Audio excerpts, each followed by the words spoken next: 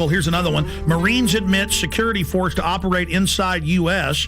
This directly from the Marine Corps' own website. And they did it with role players, practicing confiscating people's guns. Here's another one. Unit learned skills to fight different enemy. And this is out of the American Force Press Service.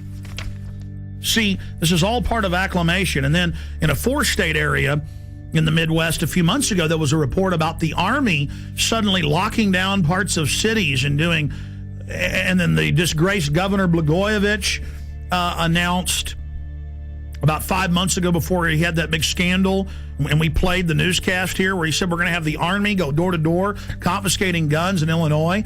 And then we have the first time the Army got called into New Orleans, going to the high and dry areas with the police and FBI. All the weapons will be taken. No one will be allowed to be armed. And then putting people in handcuffs that had guns, taking their guns.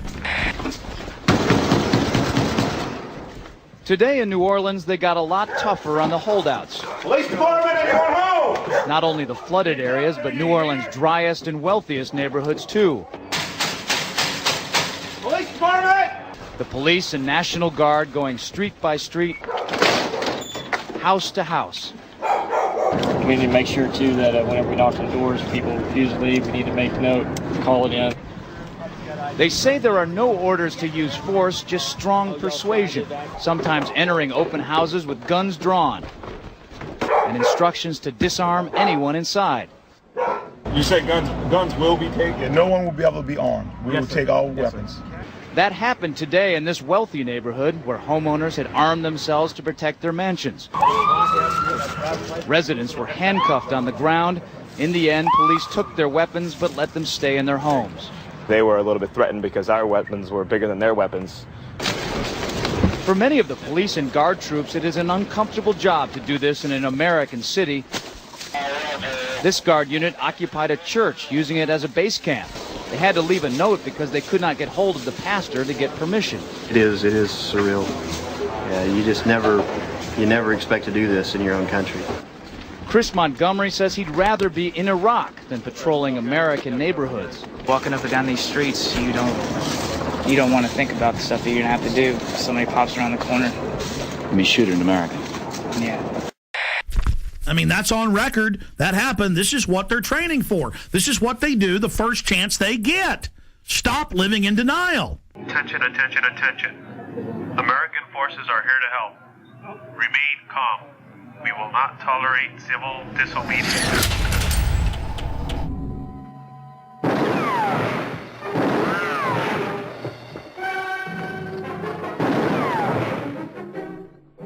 Throw the gun away, Mr. Randall. Go on, throw it. No tricks, mister.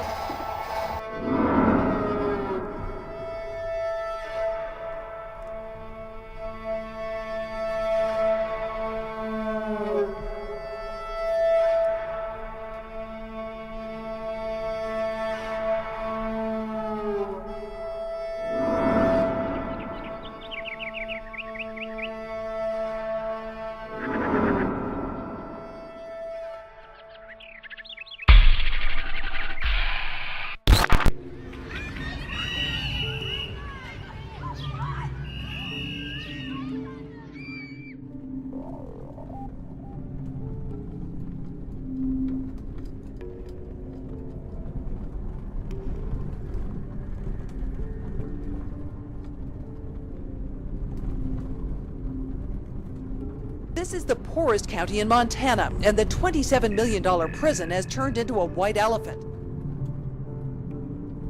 Because there are no prisoners, Glenn and Ray Perkins got laid off after moving to Hardin to take guard jobs.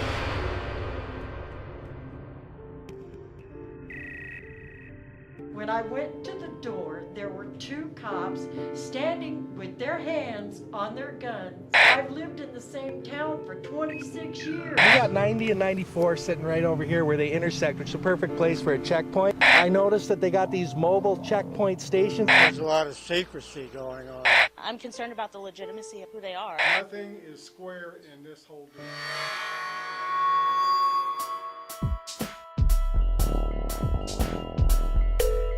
I cannot let my grandchild grow up in this kind of thing.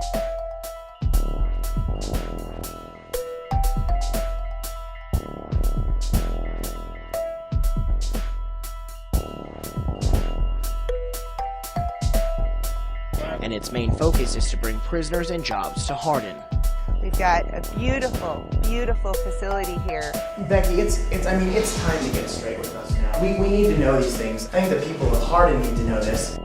Becky, for her pay package, I don't know what she made as a reporter for the Gazette, but I know it wasn't much. But here, she's getting paid $60,000 a year, plus a house, plus a Mercedes. I don't understand who this company is and why they... Follow the money.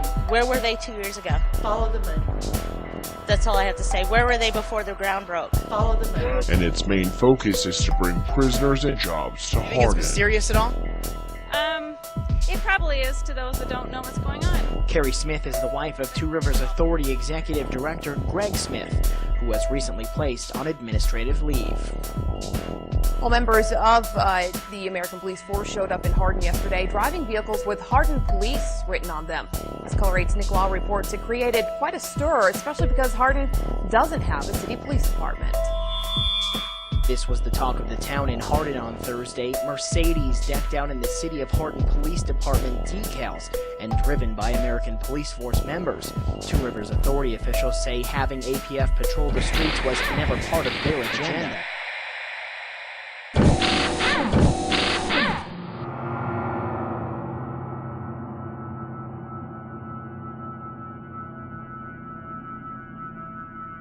Tell people what's really happening here. Well, first of all, Alex, around the country, and it's not just in Montana, but specific areas are being identified as staging grounds. And just recently, we had 12 Tajikistan troops on BMWs. These are the same BMWs that you and I talked about meeting. And by the way, the UN admits their main force is Tajikistan, Uzbekistan, and Egyptian and Pakistani. That's their main UN force. Well, Steve, we know in Serbia they've had black sites, the secret ghost sites with the kidnap, snatch and grab people. Absolutely. We know that they're in Tajikistan, Uzbekistan, Pakistan. We know they're in Egypt. We know they're in Germany. We know they're in Poland. We know they're in the Czech Republic. We also know that they are in other areas. And so this fits the classic MO where they use these private ghost contractors to run this. Oh, I'm having trouble right now even dealing with this and processing it. Man, talk about Spookville, CIAville, black sedans running like roaches when you flip the light on at 3 a.m. in your apartment and there's like big fat roaches going. And they're like, ah! Now the locals are getting upset by these black Mercedes SUVs that have Hardin, Montana on them and then the double eagle crest just announcing we are your police. This is insane. Men with foreign accents stomping around. I mean, this is Red Dawn happening. And the local officials are going, yeah, we've been told they run the camp and that they run the town now. I mean, this is Twilight Zone.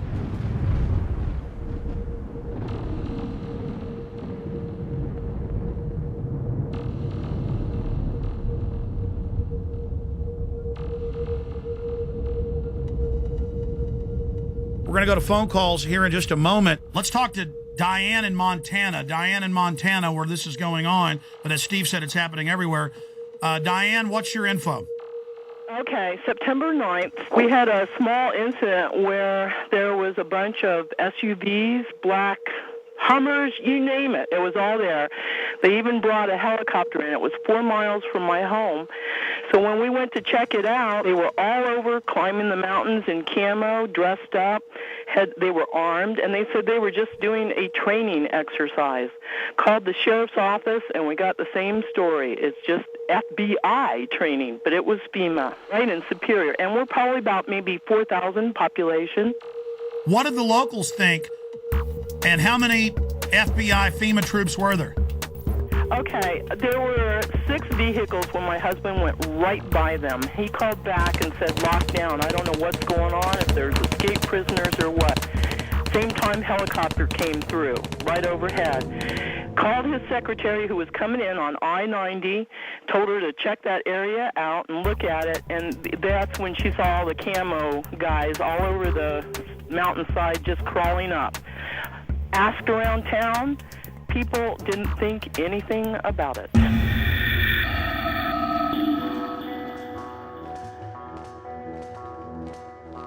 We now go live to Alex Jones on the ground in Hardin, Montana. Alex?